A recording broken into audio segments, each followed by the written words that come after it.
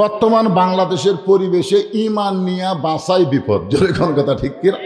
মরাই ভালো। কোন বনেরই পাখি তুমি, আইলারে কোন বনে, আবার কোন বনেতে যাইতে হবে, পড়ছে নাকি মনে। এই গানটার দিকে খেয়াল করবেন।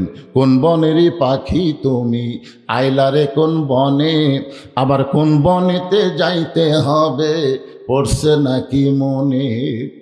সাহাবারা বললেন, রাসূলুল্লাহ, এই জান্নাতুল বাকি গোরস্থান বানানোর কারণ কি? রাসূল বললেন, মরার পরে আমরা সবাই একসঙ্গে থাকতে চাই। সাহাবীরা বললেন, হুজুর, একসঙ্গে থাকার মধ্যে বরকত কি? আল্লাহ রাসূল এইভাবে বুঝাইলেন, যেটা আমি আপনাদের বুঝাইতেছি। মনে করেন আমরা এখানে 3 জন বসে আছি। কয়জন? এটা গরমের দিনের কথা বলতেছি। ওয়াজ করতে করতে আমার গাও ঘামতিছে। তখন কমিটির লোক চিন্তা করলো, হুজুর যে হারে ঘামতিছে, হুজুরকে একটু ফ্যান দিয়ে বাতাস দেওয়া দরকার। তখন এখানে একটা ফ্যান সেট করে আমার দিকে বাতাস দিচ্ছে। এখন আপনি বলেন, আমি কি একলাই বাতাস পাবো, না আমার সঙ্গে যারা আছে তারাও পাবে? তাহলে নিয়ত কি তারা না আমি? কথা কয় না। আমাকে নিয়ত করে বাতাস দেওয়া শুরু হলো, অথচ আমার আশেপাশে যারা ছিল তারা সবাই বাতাসের অংশ পাচ্ছে। একসঙ্গে গোরস্থান করার মধ্যে বরকত হলো। যদি গোরস্থানে কোনো আল্লাহর ওলির কবর হয়, ওই ওলির কবরে যখন রহমতের বাতাস হবে, প্রত্যেকটা কবরে রহমতের বাতাসের একটা অংশ পাবে। তো মরার পরে আপনারা একসঙ্গে থাকার কথা শুনে সুবহানাল্লাহ করলেন, আর বাঁচতে এত দল কেন? আপনাকে এই উল্লাপাড়াত আওয়ামী লীগের কবর কোনটা? মানে আওয়ামী লীগের গোরস্থান আছে? কথা খান না কেন? বিএনপির কোনো গোরস্থান আছে? জামাত ইসলামের কোনো গোরস্থান আছে? তাবলিগ পীর মুরিদিন আলাদা কোনো গোরস্থান নাই। মরার পরে 14 দল 20 দল ভাঙ্গা এক কবরে যদি আমরা থাকতে পারি, তো বাঁচতে আমরা কেন এক দল হতে পারবো না? জোরে কোন কথা ঠিক কিনা? এই ওয়াজ তো আল্লাহ কোরআনে বলেছেন, ওয়াতাসিমু বিহাবলিল্লাহি জামিআ ওয়ালা তাফাররাকু। তোমরা বিচ্ছিন্ন হয়ে না, তোমরা একতাবদ্ধ হও।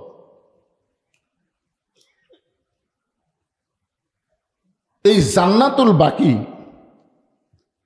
বড় পীর আব্দুল কাদের জিলানী রহমতুল্লাহ আলাইহি, নাম শুনছেন? উনি জিয়ারত করতেছেন। উনি যখন জিয়ারত করতেছেন, এমন সময় এক মুরিদ বলতে, যে হুজুর, আপনি চোখ বন্ধ করলে গোটা পৃথিবীর খবর বলতে পারেন। আপনি একটু দেখেন তো জান্নাতুল বাকির কোন জায়গায় ফাতেমার কবর।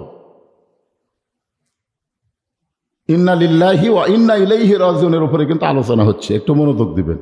কোথায় আসলেন, কোথায় আসছেন, কোথায় যাবেন।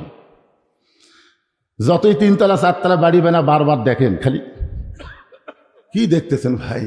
5 তলার ভিত দিছি হুজুর, 3 তলা হতে রড বার করে থুছি, দোয়া করবেন, দোয়া করবেন, আর 2টা তালা দান করবার পারি। আর 2 কান্দের ফেরেশতা বলতেছে, আল্লাহ এর কান্দর থাকা লাভ নাই, ই খালি উপর দিকে দেখে, নিচের দিকে তাকাই না। কি দেখতেছেন? রড বার করে থসা। আপনি যতই 5 তলা তৈরি করেন, আপনি 5 তলার বাসিন্দা না, আপনি হলেন নিচতলার বাসিন্দা। ধরে কোন কথা ঠিক কিনা? কিন্তু যেদিন ডাক পড়িবে, কিন্তু যেদিন ডাক পড়িবে কবর মাঝে যাইতে, জোগাড় কিছু করছো বন্ধু তার মাঝে বিছাইতে। আপনার বলেন তো, কিন্তু যেদিন মানে কোন দিন? একটু মনোযোগ দা শোনেন। এখান থেকে বাড়ি যাওয়ার কোনো গ্যারান্টি? একটা লোক বলেন, হুজুর আমার বাড়ি সবচেয়ে কাছে, তো ওই রাস্তার ওই পারে আমার বাড়ি, হুজুর আমি যাবই, এই কথাটা বলেন তো দেখি। তাহলে মাত্র রাস্তার ওই পাশে বাড়ি যাওয়ার গ্যারান্টি যদি না থাকে, কি নিয়ে আমরা অহংকার করব?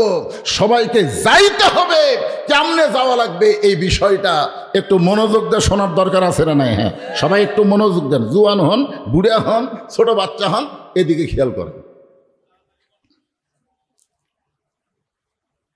আব্দুল কাদের জিলানী রহমতুল্লাহ আলাইহি বললেন, রে মুরিদানা, আমি চোখ বন্ধ করলে শুধু দুনিয়ার খবর জানি না, আল্লাহ আমাকে এত যোগ্যতা দান করেছে, চোখ বন্ধ করে আল্লাহর আরশ পর্যন্ত আমি দেখতে পাই। মুরিদ কি বলছেন? যে আপনি চোখ বন্ধ করলে গোটা দুনিয়ার খবর বলতে পারেন, কিন্তু আব্দুল কাদের জিলানী বলতেছে আল্লাহ আমাকে এত ক্ষমতা দান করেছে, জালিকা ফাদলুল্লাহ ইউতিহি মাইয়াশা আল্লাহু যুল ফাদলিল আযীম।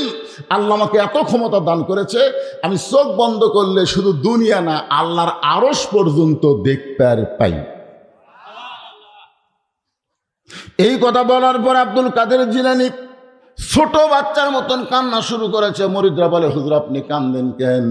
আব্দুল কাদের জিলানী বললেন, এই জান্নাতুল বাকির মধ্যেই মা ফাতেমার কবর আছে, কিন্তু কবরটা কোন জায়গায় এটা কিয়ামত পর্যন্ত কেউ বলতে পারবে না। যেই বলেছে জান্নাতুল বাকির মধ্যেই ফাতেমার কবর, কিন্তু কবরটা কোন জায়গায় কিয়ামত পর্যন্ত কেউ বলতে পারবে না। সমস্ত মুরিদ বলে, হুজুর কেন বলতে পারবে না? আব্দুল কাদের জিলানী বললেন, ফাতেমা হইলেন জহুরা। আল্লাহ রাসূল বলেছেন, সাইদাতুন নিসাই আহলুল জান্নাহ ফাতেমা তু জহুরা। সমস্ত মুরিদ বলে, হুজুর জহুরা মানে কি? আমার মায়েরা যারা পর্দার অন্তরালে, আপনাদেরকে সমন্বয় করে কথা বলতেছি, কারণ পুরুষ মানুষ শুধু ভালো হলে হবে না, নারীদেরকেও ভালো হওয়া লাগবে। জোরে কোন ঠিক কি না? আপনার বলেন তো, ইয়াজিদ নামে একটা ব্যক্তির নাম শোনেন আপনারা? আবার হোসাইনের নাম আপনারা শোনেননি? আপনার বলেন তো, ইয়াজিদের মায়ের নাম কি? একটা লোকও জানে না রে। ইয়াজিদ কি মাটি ফেটা হসে না একটা মায়ের পেট থেকে হসে? তাহলে হোসেনের মায়ের নাম ফাতেমা সবাই জানেন, তুই ইয়াজিদের মায়ের নাম জানা লাগবে না? বাংলাদেশে ইয়াজিদের মতন সন্তান আছে না নাই? জোরে কোন আছে না? কথা বলেন, এরকে মাওকে আজকে ওসমান হাদিকে যে গুলি করেছে সে ফাতেমার গোষ্ঠীর সন্তান না, সে ইয়াজিদের মায়ের মতন মায়ের সন্তান। জোরে কোন কথা ঠিক কি না? হ্যাঁ, ইয়াজিদের মায়ের নাম আজকে আপনাদের বলে দে, এটা মুখস্থ রাখবেন। মায়ের নাম হলো লাইসা বিনতে সাইবা। হ্যাঁ, এটা মনে রাখবেন। এর আগে আমি প্রতাপ মাহফিলে বলেছি কয়েক বছর আগে, এগুলা মায়ের নাম মনে না রাখলে তো বিপদ। কারণ সামনে যে সাওয়াল পাওয়াল আসতে থেকে হাতের মধ্যে মোবাইল। আমি একটা হুজুর তেজত আসতেছি, খুব তড়িহড়ি করে আমি হাতের টানতেছি। টানিস কে হুজুর? একটা সেলফি। আগেকার লোকেরা হাতের সঙ্গে মুসাফা করতো, দোয়া নিত, আর এখনকার ছেলেরা হাত টানে একটা ছবি। কি যে আলেমদেরকে টানতে সেলফি তুলবার চাই, ওই কোন মায়ের সন্তান এটা আমাদের জানার অধিকার আছে না নাই? জোরে কোন আছে? হলো লাইসা বিনতে সাইবা, আর হোসাইন রাদিয়াল্লাহু মায়ের নাম হলো ফাতেমা তু জহুরা। সমস্ত মুরিদ বলে, হুজুর জহুরা মানে কি? আব্দুল কাদের জিলানী বললেন, জহুরার অর্থ যদি শুনতে চাও তাহলে মনোযোগ দিয়ে শোনো। এশার নামাজের পরে হযরত আলী যখন বাড়ির ভিতরে, রাতের সবচাইতে শেষ নামাজের নাম কি? আরো জোরে কোন। আমি ফরজের কথা বলতেছি, আপনি তাহাজ্জুদ গেলেন কেন? তাহাজ্জুদ নামাজ। সাহাবীরা প্রশ্ন করলে, ইয়া রাসূলুল্লাহ, 5 ওয়াক্ত নামাজ আর তাহাজ্জুদ এই দুইটার মধ্যে পার্থক্য কি? আল্লাহ রাসূল বললেন, 5 ওয়াক্ত নামাজ হলো ইবাদত আর তাহাজ্জুদ হলো মহব্বত। তো সাহাবীরা বললেন, হুজুর ইবাদত আর মহব্বতের পার্থক্য কি? আল্লাহ রাসূল বলেন, ইবাদতের বিনিময়ে মানুষ জান্নাত চায়, আর মহব্বতের বিনিময়ে মানুষ আল্লাহ চায়।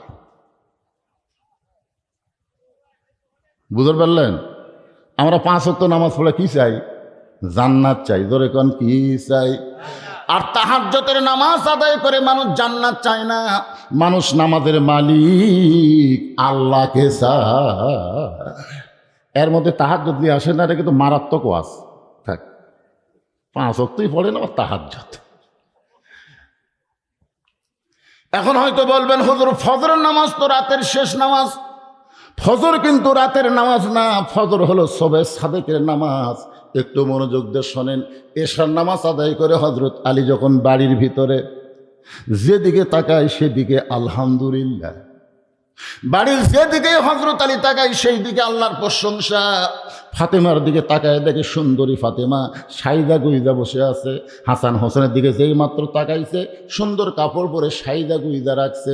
বিছনার দিকে যখন তাকায় সুন্দর করে সাজাইছে। আপনার বলেন তো, একটা পুরুষ মানুষ বাহির থেকে যখন বাড়িতে যায় আর বাড়ির পরিবেশ যখন সুন্দর দেখে, তার অন্তরটা আল্লাহ জান্নাতের নিয়ামত দিয়ে ভরে দেয়। আর আমরা বাহির থেকে যখন বাড়ির যাই, যাই দেখি এক বাচ্চা ফ্যাঁ ফ্যাঁ করে কান দিচ্ছে, আর একটা ধুলের মধ্যে পড়ে আছে। বইয়ের দিকে তাকায় দেখে কাপড় চুপড় সব ময়লা পড়ে আছে। বিছনাপত্রের দিকে তাকায় দেখে বিছনার চাদর গুছিয়ে থতে, ল্যাপ একটা ফেলে দেওয়া হতে, ব্যালুস একদিক কাত হয়ে আছে। স্বামী কয় বেড়াই ভালো রে, বেড়াই ভালো। বাড়ির মধ্যে থাকতে পছন্দ করে না। পুরুষগুলো চাষটালে সময় দেয়, কিন্তু বাড়ির বইয়ের কাছে সময় দেবার পারে না। আলী আল্লাহর আসমানের দিকে তাকায়া আল্লাহর শুকুর আদায় করে বললেন, আলহামদুলিল্লাহ। ও ফাতেমা, এত সুন্দর করে ঘর সাজাইছো, এত সুন্দর করে সাইদা গুইজা বসে আছো, হাসান হোসেনকেও এত সুন্দর করে সাজাইছো। আমার মনে হয় তুমি কোথায় যেন বেড়াতে যাইবা। সঙ্গে সঙ্গে ফাতেমা হাসান হোসেনকে বুকের মধ্যে নিয়ে ওদের দুই বাচ্চার দুই গালে চুমো দিয়ে বলে, বাবা তোমরা দুই ভাই একটু অন্য ঘরে যাও, তোমরা দুই ভাই একটু অন্য ঘরে যাও, তোমার বাবার সঙ্গে আমার গোপন কিছু গল্প আছে। হাসান হোসেন মুচকি মুচকি হাসি দিয়ে যখন অন্য ঘরে যায়, এমন সময় ফাতেমা ঘরের দরজা বন্ধ করে দেয়। যেই ঘরের দরজা বন্ধ করেছে, সঙ্গে সঙ্গে হযরত আলী মাথার টুপি খুলিছে। এতক্ষণ মাথায় কি ছিল? কিন্তু যেই বউ দরজা বন্ধ করছে, সন্তান দুটা বের করে দিয়ে, তখন আলী দেখতেছে এই সুন্নত আর চলবি।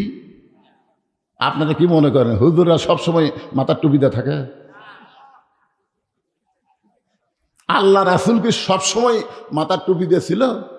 বদরের যুদ্ধের দিন রাসূল ঘরের মধ্যে গেল, কিছুক্ষণ পরে যখন ঘরের দরজা খুললো, সাহাবীরা তাকায় দেখে নবীর মাথার টুপি নাই, টুপির জায়গাত হেলমেট। নবীর গায়ে জুব্বা নাই, নবী সৈনিকের পোশাক পরেছে।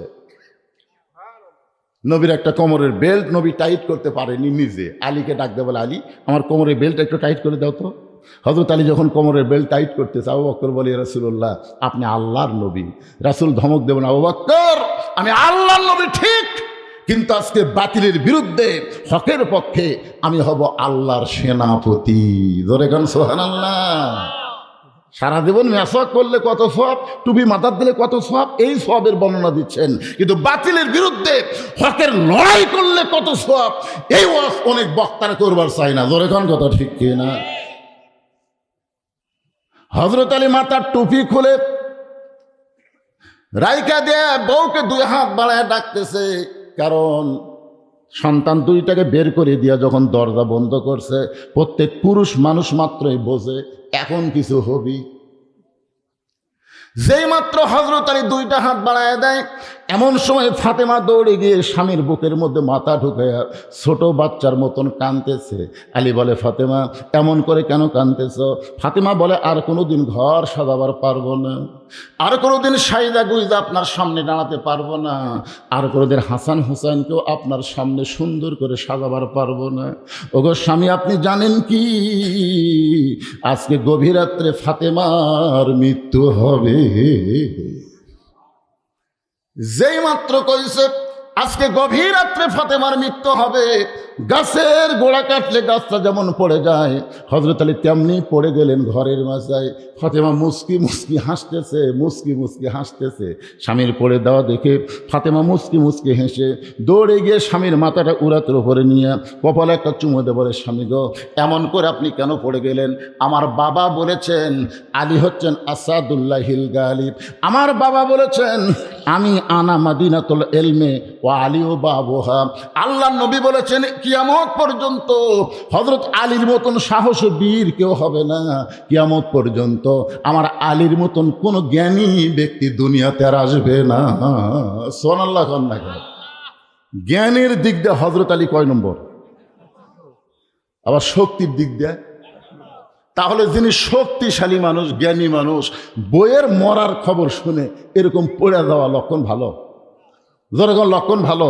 কারণ জ্ঞানী মানুষ বিশ্বাস করতে হবে দুনিয়া থাকার জায়গা না, আসলে যাওয়া লাগবে। কথা কন নাকি? যারা বোকা গর্ধব তারাই 3 তলা 5 তলা 7 তলা বিল্ডিং বানায়, আর জ্ঞানী মানুষ কবরটা কেমন তার জান্নাত হবে এই চিন্তায় প্রতি কদমে কদমে হিসাব করে। ধরে কোন কথা ঠিক কিনা? হযরত আলীর মতন জ্ঞানী কেউ নাই। আল্লাহর নবী যখন মদিনার প্রেসিডেন্ট হলেন, মদিনার রাষ্ট্রপতি হলেন, ওই সময় হযরত আলীকে আল্লাহর নবী শিক্ষামন্ত্রীর দায়িত্ব দিয়েছিলেন। নবী যখন মদিনার প্রেসিডেন্ট, ওই সময় শিক্ষামন্ত্রী হলেন হযরত আলী। ধরে কোন সুবহানাল্লাহ। আবু বকর রাদিয়াল্লাহু যখন মদিনার খলিফা হলেন, তখন শিক্ষামন্ত্রী হলেন হযরত আলী। উমর ফারুক যখন মদিনার খলিফা হলেন, ওই সময় শিক্ষামন্ত্রী হলেন হযরত আলী। ওসমান গনি যখন মদিনার খলিফা হলেন, ওই সময় শিক্ষামন্ত্রী হযরত আলী। খলিফা পাল্টাবে কিন্তু শিক্ষামন্ত্রী পাল্টায় না। সুবহানাল্লাহ কবেন না? আজকে 90% মুসলমানের দেশে যদি আলীর মতন শিক্ষামন্ত্রী থাকতো, তাহলে প্রাইমারির কবর হতো, প্রত্যেকটা প্রাইমারিকে নুরানি মাদ্রাসা হিসেবে স্বীকৃতি দেওয়া হতো। জোরে কোন কথা ঠিক কিনা? আজকে প্রাইমারি কি হয়? আপনাকে এলাকার প্রাইমারি যে একটু 2-1 দিন সার্ভে করে দেখেন তো কি হয়। এটি ছোট বাচ্চাদেরকে শিক্ষা দিচ্ছে, একদম বাগদম ঘোড়াডম সাজে, ঢাক ঢোলক ঝাঁঝর বাজে, বাজতে বাজতে চললো ঢুলি, ঢুলি গেল কমলা ফুলি। আপনার বলেন তো এর মধ্যে একটা কথা সত্যি আছে? এই মিথ্যা কথা শিক্ষা দিয়ে মাস গেলে 50,000 টাকা বেতন পায় এই 90% মুসলমানের দেশে। শিক্ষামন্ত্রী যিনি বর্তমান বাংলাদেশের দায়িত্বে, শিক্ষা উপদেষ্টা, ওই জানি না। রাসূল বলেছেন খায়রুকুম মান তাআল্লামাল কুরআনা ওয়া আল্লামাহ। ওই ব্যক্তির চাইতে দামি সম্মানী কোনো ব্যক্তি নাই যে ব্যক্তি কোরআন শিখেছে এবং অপরকে কোরআনের শিক্ষা দেয়। আপনারা বলেন তো মুসলমানের ঈমান রক্ষা করার জন্য 1 নম্বর শিক্ষার নাম কি? আরো জোরে। অথচ আমাদের বাংলাদেশে 90% মুসলমানের দেশে আমরা তেমন শিক্ষামন্ত্রী পাইলাম না। ফাতেমার স্বামীর মাথাটা উড়াতের উপরে নিয়ে কপালে একটা চুমো দিয়ে বলে, স্বামী গো, এমন করে আপনি কাঁদবেন না। আপনি কি জানেন এই দুনিয়া থাকার জায়গা না, এই দুনিয়া আসলে যাইতে হবে। আমি যেই বলবো আসলে, আপনারা বলবেন যাইতে হবে। দেখেন এর মধ্যে একটা মজা আছে, আসলে যাবেন। প্রস্তুতি কেমন? প্রস্তুতি আছে তো? আর বলতেছে আরে সময় নাই তো। সময় আছে। আপনার বাড়ি যাওয়ার গ্যারান্টি যদি না দিবার পারেন, তাহলে আপনি মাগরিব এশার নামাজ বাদ দিলেন কেন? গোরস্থানের মাহফিলেও আসন বাড়াইছেন, কারা কারা মাগরিব এশার নামাজ পড়েননি? আমি হাত তুলবার কমো না, আমি হাত তুলবার বলবো না। কবরস্থানের মাহফিল আইছেন, অথচ আপনি মাগরিব এশার নামাজ না পড়ে আওয়াজ শুনতেছেন। ফজর পর্যন্ত বাঁচার কোনো গ্যারান্টি নেই। তা আপনি মরে গেলে গোরস্থানত রাখলে কি হবে? ইমাম মালিক রহমতুল্লাহ বলেছেন, তোমরা যদি জানো চিহ্নিত কোনো বেনামাজি মারা গেছে, ইচ্ছা করে নামাজ পড়েনি, এরকম একটা বেনামাজি মারা গেছে, বেনামাজি মারা গেলে তোমরা কি করবা? ছাত্ররা বলতে, হুজুর আপনি বলে দেন। ইমাম মালিক বললেন, রাস্তায় যদি কোনো কুত্তা মরে তোমরা কি করবা? ইমাম মালিক ছাত্রদেরকে বললেন, রাস্তায় যদি কোনো কুকুর মরে তোমরা কি করবা? হুজুর রাস্তার কুত্তা মরলে ওই কুত্তা টান দেওয়া লাগবে, কারণ টান না দিলে মানুষ রাস্তা দিয়ে যাবে, কুত্তা পচিয়া দুর্গন্ধ হবে। তো ইমাম মালিক বললেন, কিভাবে টান দিবে? তোমরা কি কুত্তারে গোসল করে দিবে? আচ্ছা না, গোসল করাবো কেন? তোমরা কি কুকুরকে কাফনের কাপড় পরে দিবে? না, তা তো দেবো না। কুত্তারিকে তোমরা খাটনি তুলবে? তা তো তুলবো না। তাহলে কি করবো সেটা বলো। বলে পাও দড়ি লিয়েছে তাইলে এক অজাকাত পুঁতে রাখবো। ইমাম মালিক বললেন, একটা বেনামাজি মরলে এর চাইতে বেশি করা যাবে না। বেনামাজির জানাজায় কোনো নামাজি ব্যক্তি যদি হাজির হয়, তার আমল নামায় 1 হুকবা পরিমাণ পাপ হবে। আপনি জানেন চিহ্নিত কাফের, মান তারাকা সালাতু মুতাম্মিদান ফাকাত কাফারা। ইচ্ছা করে 1 ওয়াক্ত নামাজ যারা বাদ দিল, অবশ্যই আল্লাহর সঙ্গে তারা কুফরি করলো। তাহলে মাগরিব এশা যারা বাদ দিছে, এরা কয়বার করছে? এ কথা কন না কেন? রাগ করতেছেন? আজ থেকে তওবা করেন। যাদের বাঁচার কোনো গ্যারান্টি নাই, নিয়ত করেন ফজর থেকে বাকি জীবনে 1টা ওয়াক্ত নামাজ বাদ দেব না। এই নিয়ত যদি করতে পারেন, যত নামাজ না পড়ার পাপ হয়েছে নিয়ত করার সঙ্গে সঙ্গে আল্লাহ মাফ করে দিবে। মনে কষ্ট নিয়েন না, একটু মনোযোগ দেন, আসলে যাইতে হবে। ফাতেমা বললেন, স্বামীকে এমন করে যদি দুর্বল হয়ে আপনি পড়ে যান, তাহলে আমার 3টা চাওয়া কে পুরা করবে? যেই ফাতেমা বলেছে আমার 3টা চাওয়া কে পুরা করবে, সঙ্গে সঙ্গে আলী কান্দের বলে, ফাতেমা, দুনিয়ার জীবনে গরিব ছিলাম বলে তুমি কিছুই চাইলা না, কিন্তু মরার পরে তুমি কি চাইবা ফাতেমা? হযরত আলী দুনিয়ার জীবনে ধনী ছিল না গরিব ছিল? একদিন গভীর রাত্রে হযরত আলী চেতন পায়, দেখে হাসান হোসেন ঘুম পাড়তেছে কিন্তু ফাতেমা নাই। তো গভীর রাত্রে স্বামী চেতন পায়, যদি বউ ঘরত না থাকে, যত বড়ই পীর সাহেব হোক, সন্দেহ হবে না? আলী কই, কে রে? হাসান হোসেন ঘুম পাড়ে, আর মাও গেল কোথায়? দরজার দাঁড়িয়ে তাকায় দেখে কালো চাদর দিয়ে গভীর রাত্রে মরুভূমির ভিতরে ফাতেমা কালো চাদর মাথায় দিয়ে খুব জোরে জোরে হাঁটতেছে। আলীর সন্দেহ হয়ে গেল, এই গভীর রাত্রে ফাতেমা যাবে কোন জায়গায়? পিছনে পিছনে রওনা দেয়।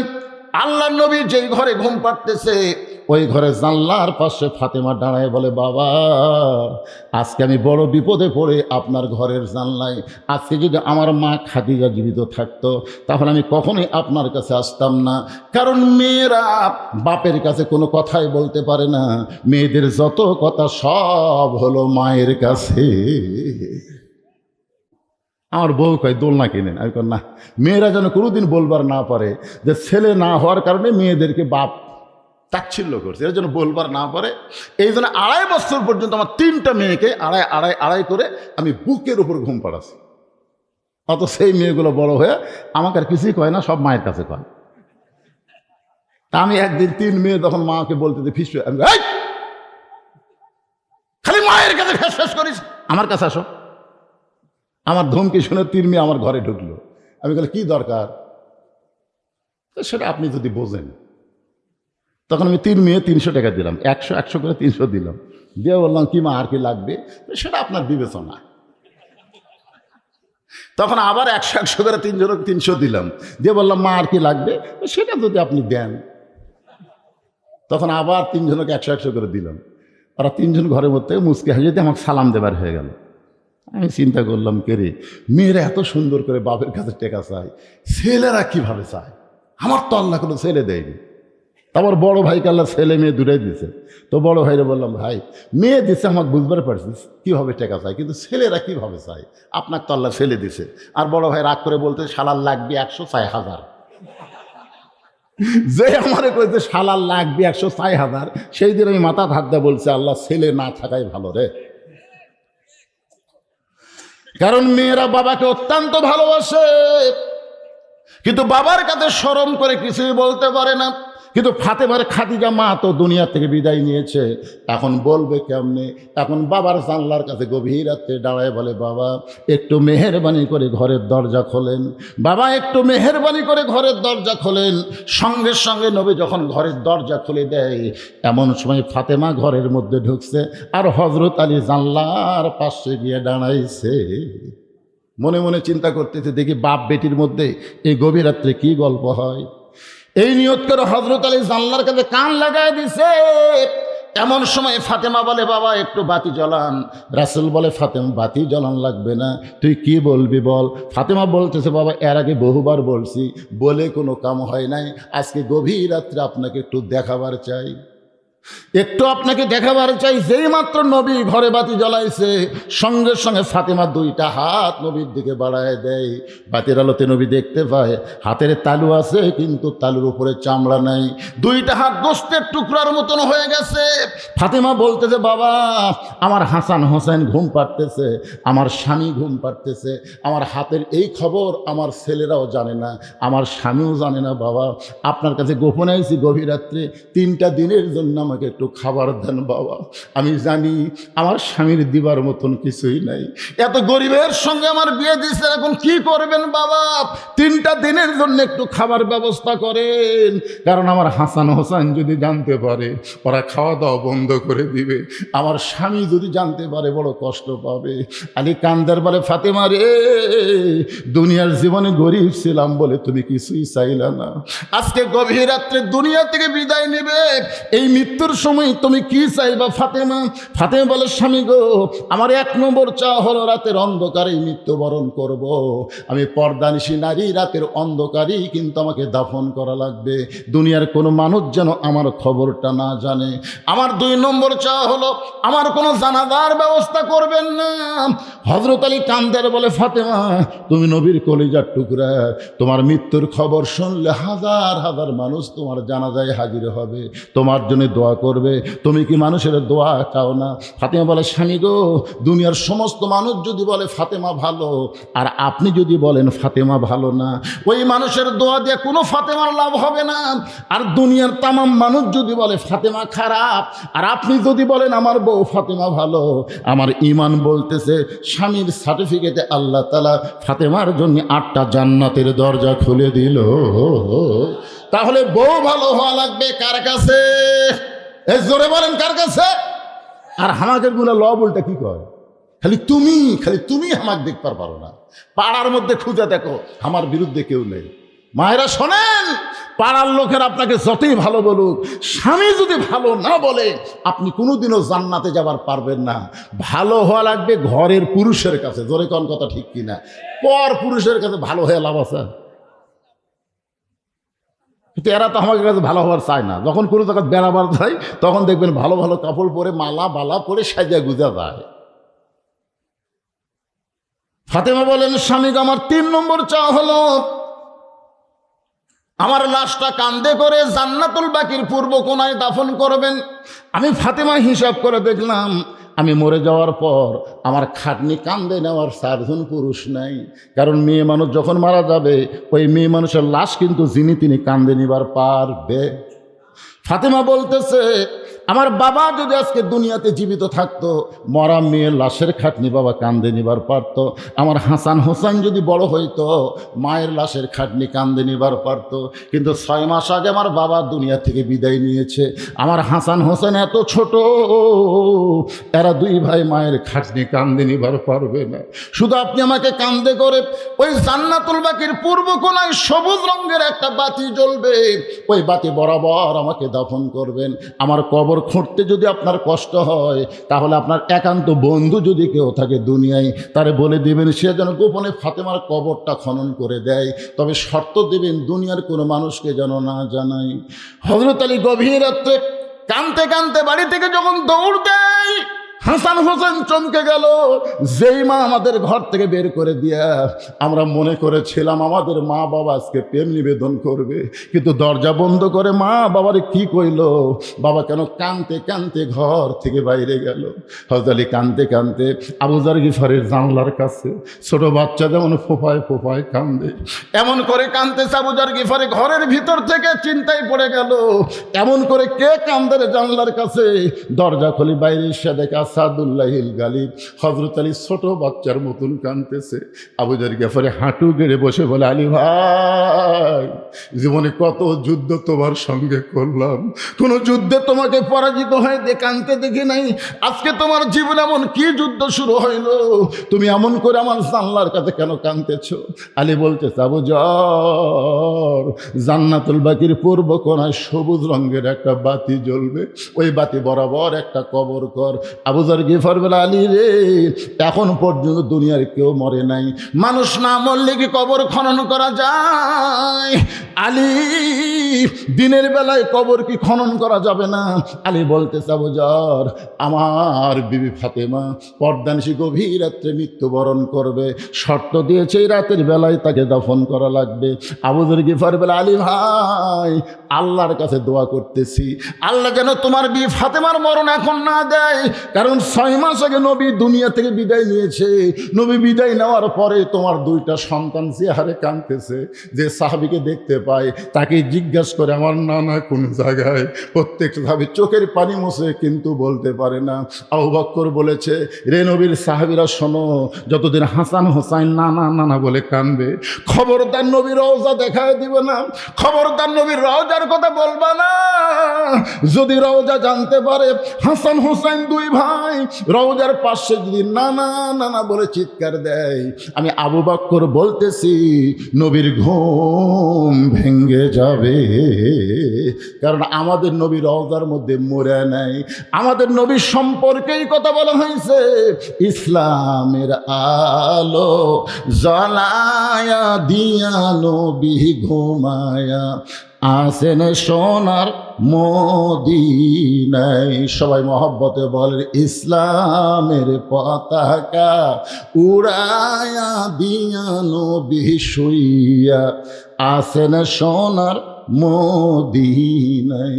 আবু যর গিফার বলে, আলী 6 মাস হলে তোমার 2টা সন্তান নানা নানা বলে কাঁদতেছে, এখন যদি মা দুনিয়া থেকে বিদায় নেয় তাহলে তোমার 2টা সন্তানকে তুমি কেমনে থামাবে?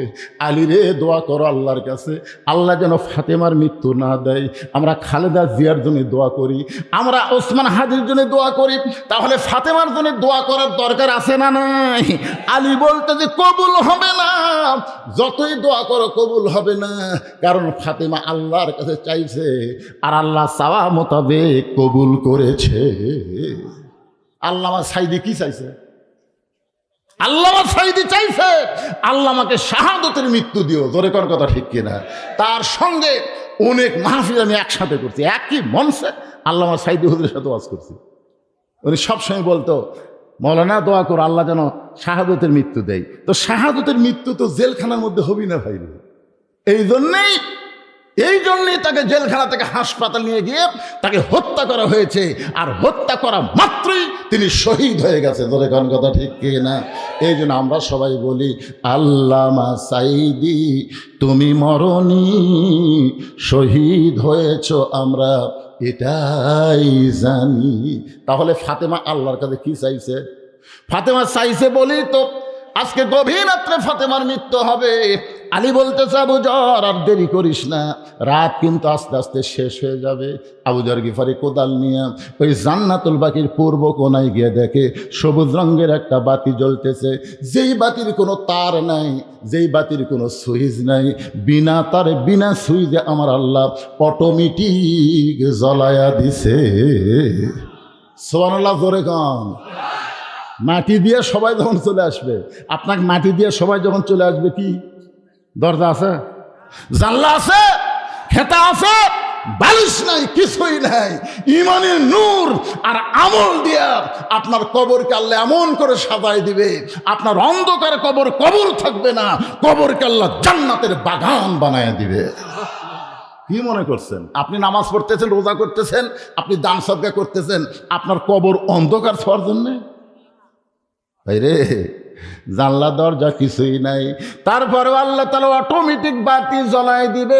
সেই বাতিটা হলো ইমানের আলো। জোরে কান সুবহানাল্লাহ। আবু যর গিফারি লক্ষ্য করে দেখে একটা বাতি জ্বলতেছে, যেই বাতির কোনো তার নাই, যেই বাতির কোনো সুইচ নাই, বিনা তারে বিনা সুইচ অটোমেটিক আল্লাহ জ্বলায় দিছে। আবু যর গিফারি লক্ষ্য করে দেখে বাতির আলো গোলাকার হয়ে পড়ে নাই, কবরের মতন চার কোনা হয়ে পড়েছে। ওই আলোর মধ্যে গভীর রাত্রে আবু যর গিফারি কোদাল মারা শুরু করেছে। কোদাল মারের বলে, কবর রে, দিনের বেলায় কবর না খুঁড়ে এ রাতের বেলায় কবর খুঁড়তে আসলাম। কবর রে, তুই কি বলতে পারিস এ রাতের বেলা কেন কবর খুঁড়তেছি? কবর, খবরদার বেয়াদবি করবি না। আজকে এমন একজনকে কবর দেওয়া হবে, আল্লাহ নবীর মেয়ে হওয়ার পরেও নবী তাকে মা বলে সম্মান করেছে। হাসান হোসেন 2 ভাই নবীর পাশে বসে আছে, 2 ভাই। ইতিমধ্যে আল্লাহ রাসূল কি যে মনে হলো, বলতেছে আল্লাহ আমাকে 3টা মেয়ে দান করছে। সমস্ত সাহাবীরা চুপ করছে। কিরে, আমরা জানি নবীর মেয়ে হলো 4টা, ধরে খান কয়টা? তো একজন সাহাবী বলতে, হুজুর আপনাকে যে আল্লাহ 3টা মেয়ে দান করছে, নাম কি? আল্লাহ রাসূল বললেন, আমার একটা মেয়ের নাম হলো জয়নাব, আমার একটা মেয়ের নাম হলো রোকেয়া, আমার একটা মেয়ের নাম হলো কুলসুমা। সাহাবীরা বললেন, এ রাসূলুল্লাহ, আসলেই কি আল্লাহ আপনাকে 3টা মেয়ে দান করেছে? রাসূল বললেন, জয়নাব, কুলসুমা আর রোকেয়া, এই 3টা মেয়ে আল্লাহ আমাকে দান করেছে। কয়েকবার যখন নবী এই কথা বলতেছে, হোসেন বলে, হাসান ভাই, আমাদের এখানে থাকার দরকার নেই, আমাদের মা গরিব বলে আমাদের নানা মা মেয়েকে স্বীকার করতেছে না, চলো আমরা দুইজন যাই। এই বলে হাসান হোসেন যখন যাবার চাই, নবী খফ করে দুইজনের হাত ধরে বুকের মধ্যে চাইপা ধরল। হাসান হোসেন রে, ফাতেমা তোদের কে হয়? বলে ফাতেমা হলো আমাদের মা।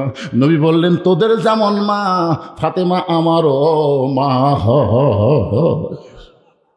সমস্ত সাহাবীরা বলে রাসূলুল্লাহ, আমরা সবাই জানি ফাতেমা হলো আপনার মেয়ে, হাসান হোসেনের মতন ফাতেমা আপনার মা কেমনে হয়? এই কথা কি আপনি বলবেন না? রাসূল বলেন তাহলে শোনো, তাইফের ময়দান থেকে আমি যখন রক্ত মাখা শরীর নিয়ে এই মক্কায় ফিরে আসলাম, তখন আমার দরদের বিবি খাদিজা দুনিয়াতে ছিল না, আমার দরদের চাচা আবু তালেব দুনিয়াতে ছিল না। তখন আমার দরদের 4টা মেয়ে ছিল। আসার পরেই 3টা মেয়ে একসঙ্গে ঘরের মধ্যে ঢুকছে, রোকেয়া, কুলসুমা, জয়নাব। 3টা মেয়ে বলতেছে, বাবা আপনি তাইফে না গেলেই ভালো করতেন বাবা, তাইফবাসী এত পাথর মারছে, এই কষ্ট আপনি কেমনে সহ্য করবেন? আপনার দেহ দিয়ে রক্ত পড়তেছে বাবা, এই কষ্ট আপনি কেমনে সহ্য করবেন? রাসূল বলে, সাহাবীরা রে, 3টা মেয়ের মতন কথা বলে যখন ঘর থেকে বাইরে যায়, এমন সময় আমার কলিজার টুকরা ছোট মেয়ে ফাতেমা ঘরের মধ্যে ঢুকি ঘরের দরজা বন্ধ করে দেয়। রাসূল বলে, ফাতেমা দরজা কেন বন্ধ করলি মা? ফাতেমা বলে, বাবা যদি ইব্রাহিম নবীর জন্য নমরুদের চুল আল্লাহ শান্তির বাগান বানায় দেয়, মুসা নবীর জন্য আল্লাহ যদি সাগরকে রাস্তা বানায় দেয়, তাহলে আমার বাবার জন্যে আল্লাহ তাইফের পাথর কেন তুলা বানাবার পারলো না? বাবা গো, জন্মের আগে আপনি বাবা হারাইছেন, 6 বছর বয়সে আপনি মা হারাইছেন, এই দুনিয়াতে আপনার কেউ নেই, এমনকি আল্লাহ পর্যন্ত আপনাকে দেখতে পারে না। যদি আল্লাহ আমার বাবাকে দেখতে পারতো, তাহলে রক্ত মাখা শরীর নিয়ে আমার বাবা কেন ঘুরে আসলো? বাবা আপনার দেহে রক্ত আমার কলিজা দিয়ে ধরছে বাবা, আমি কেমনে সহ্য করব, আমি কেমনে সহ্য করব? রাসূল বলেন, সাহাবীরা রে, 3টা মেয়ে আমাকে বলেছে কষ্ট কেমনে সহ্য করবেন, আর ফাতেমা বলতে আমি কেমনে সহ্য করব। এ কথা বলে কাঁদতে কাঁদতে দরজা খুলে দেখ, যখন বাইরে যায় আমি তাকায় দেখি ফাতেমা আমার পাগলি হয়ে গেছে।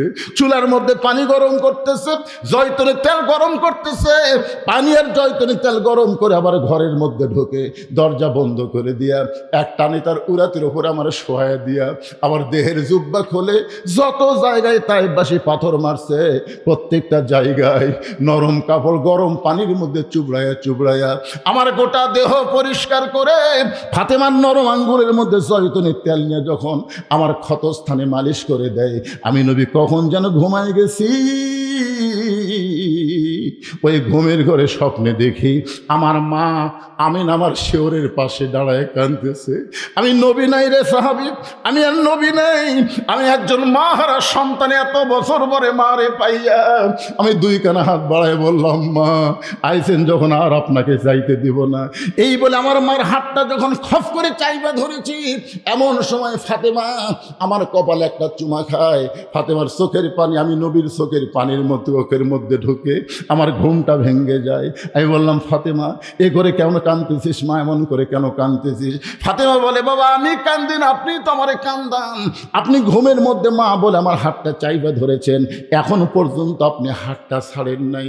রাসূল বলে, ফাতেমা রে, মা বোঝের যদি হাত চাইবা ধরি তাহলে শুনে নে মা, তুই শুধু আমার মেয়ে না, তোর ভিতরে রয়েছে আমার মা আমিনা। আবু যর গিফারি বলে, খবরদার বেয়াদবি করবি না, কারণ তোর মধ্যে এমন একজন মা আসবে যার 2টা সন্তানকে আল্লাহ জান্নাতি যুবকদের সর্দার বানায়া দিছে। সুবহানাল্লাহ কন না কেন? সাইদুস শাবাবে আহলুল জান্নাহ হাসান ও হুসাইন রাদিয়াল্লাহু তাআলা আনহুমা। রে যুবকেরা, আজকে যারা এখানে বসে আছো, তোমরা যখন হাসরের ময়দানে যাবে তখন হাসান হোসেনকে আল্লাহ দাঁড় করায় বলবে, হাসান হোসেন যাদেরকে পছন্দ করবে তাদেরকে একসঙ্গে আমি আল্লাহ জান্নাত দিয়ে দিব। আর একদিকে মেসি নেইমারও দাঁড়িয়ে দিই, মেসি সব মেসির পাগল, নেইমারের পাগল, আর্জেন্টিনার পাগল, ব্রাজিলের পাগল, এরকম পাগলা আছে না নাই? ধরে কোন আছে না নাই? একটু মনোযোগ দিয়ে শোনেন। আবু যর গিফারি বলে, খবরদার বেয়াদবি করবি না, তোর মধ্যে এমন একজন বিবিকে রাখা হবে যার স্বামী হলো আসাদুল্লাহিল গালিব হযরত আলী। এই কথা বলে আবার যখন কোদাল মারতে চায়, এমন সময় কবরের ভিতর থেকে আওয়াজ আসতেছে, আবু যর বারবার কবরকে সাবধান করো। আবু যর আজকে শুনে নাও, কার মেয়ে, কার মা, কার বিবি, এইটা কবর দেখবে না। আমল যদি ভালো হয় কবর জান্নাতের বাগান হয়ে যাবে, আর আমল যদি খারাপ হয় কবর জাহান্নামের গর্ত হবে। এটা কিন্তু ফাতেমার জন্য বলা হয় নাই, এটা আমাদের জন্য বলা হয়েছে। সকলে বলেন, ইজা আসাবাতুহুম মুসিবাতুন ক্বালু ইন্না লিল্লাহি ওয়া ইন্না ইলাইহি রাজিউন। আবু যর, এই কবরে আমল যদি ভালো হয় কবর জান্নাতের টুকরা হবে, আমল যদি খারাপ হয় কবর জাহান্নামের গর্ত হবে। কে বললো এই কথা? এটা শোনার পর আবু যর আর কোদাল মারতে পারে না, গোটা দেহ থর থর করে কম্পন শুরু হয়ে গেছে। হযরত আবু যর কোদাল ফাইলা দিয়ে কোথায় যেন পালায় গেছে। ফাতেমা শর্ত দিয়েছে, আমার লাশটা কান্দে করে ওই জান্নাতুল বাকির পূর্ব কোণায় সবুজ রঙের বাতি জ্বলতেছে, ওই বাতি বর আমাকে দাফন করবেন।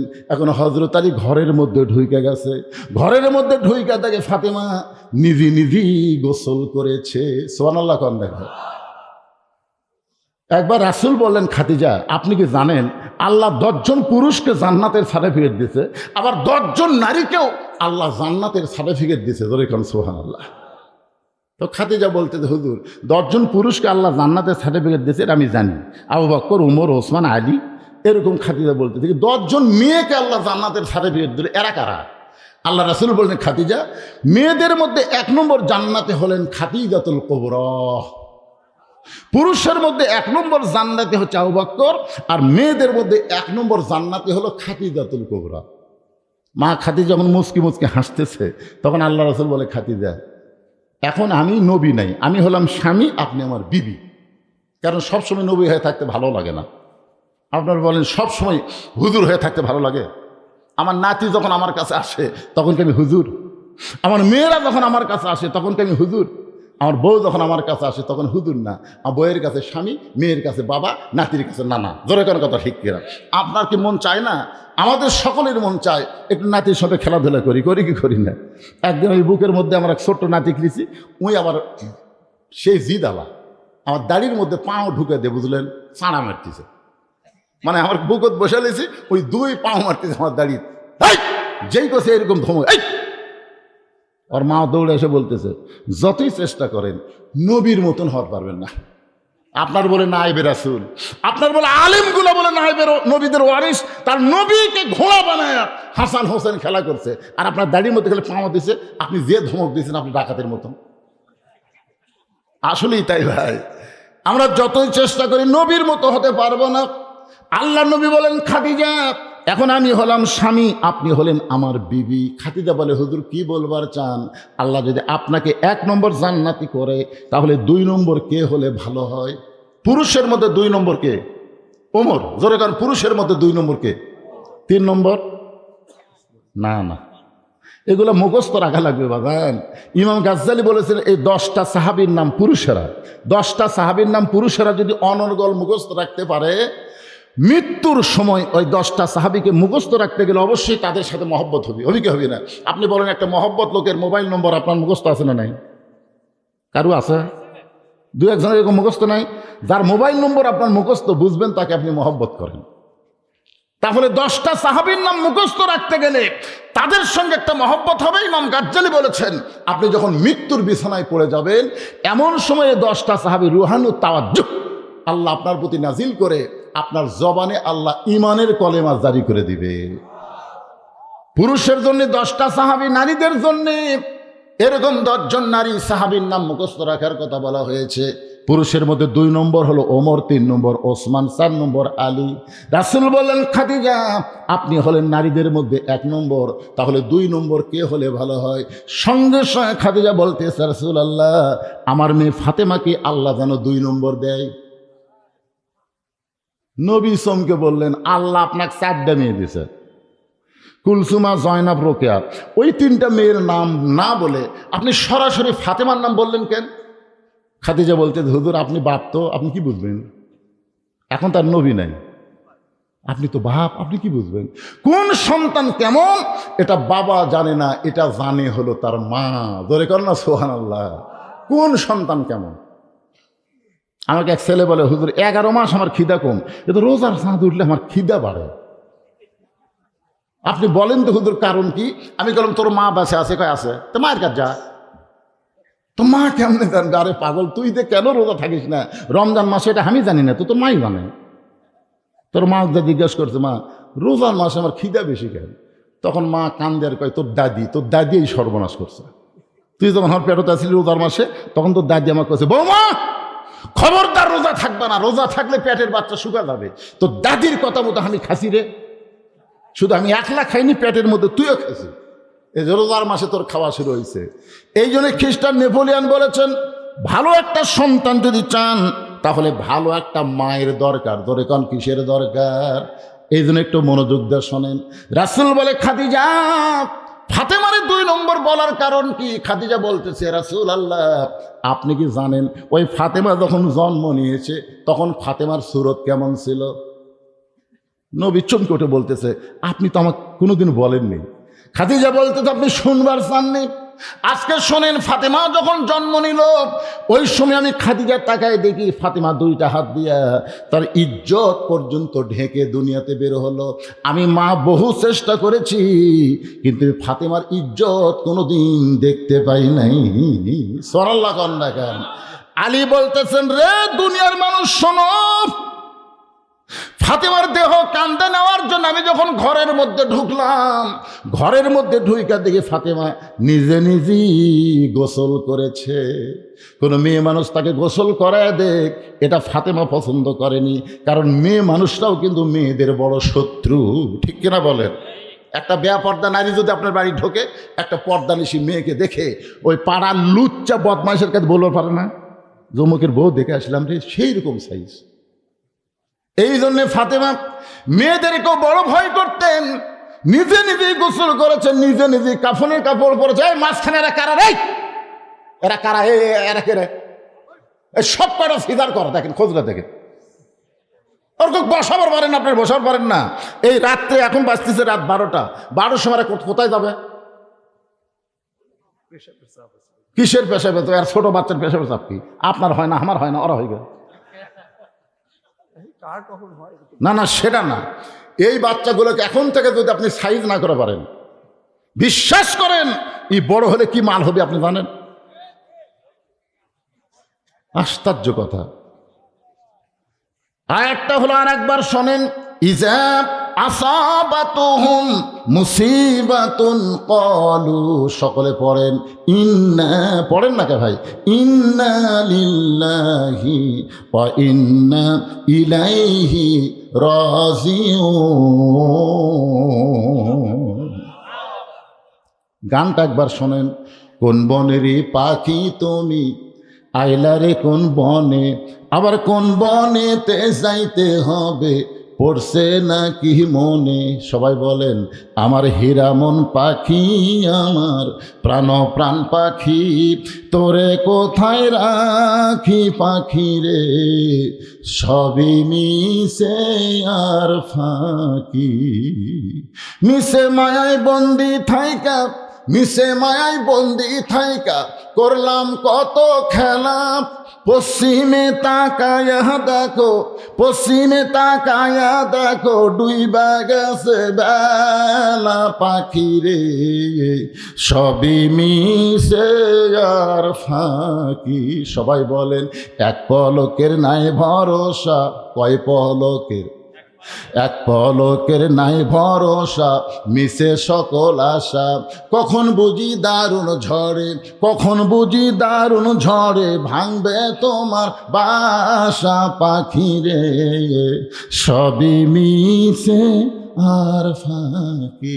এখনই যদি একটা ভূমিকম্প হয়, আপনি বলেন 3 তালাত থাকবেন না নিচ তালাত নামবেন? কথা কন না কেন ভাই রে?